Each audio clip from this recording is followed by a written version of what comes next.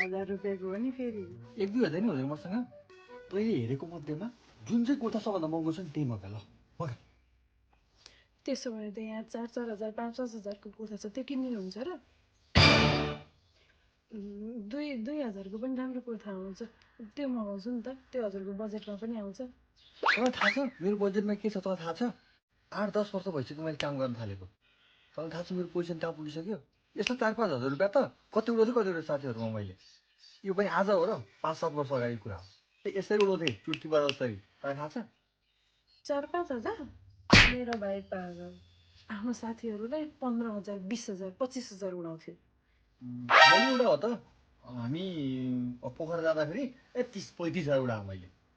उडा हो मैले 35 हजार उडा कतिवटा यस्तै उडा। 35 हजार? हामी पनि अस्ति नै पोखरा जाँदाखेरि भाइले 1.5 लाख खर्च भयो भन्दै थियो। खै कुन चाहिँ होटेलमा राखेको पनि मलाई त नाम पनि राम्रोसँग थाहा छैन, कति खर्च गरेको छ। मैले गरेँ खर्च। अब गोजी कसले हेरेर कति थियो भएको सबै खर्च गरिदिए। ठिक छ, त्यसो भने मैले आफ्नो हिसाबले अर्डर गरेँ है त, तपाईँले पेमेन्ट गरिदिनुहुन्छ नि?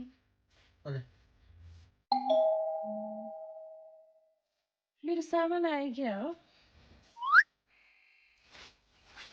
सुन्नु त, ए हेर्नु त मैले कुर्ता मगाएको आइहाल्यो।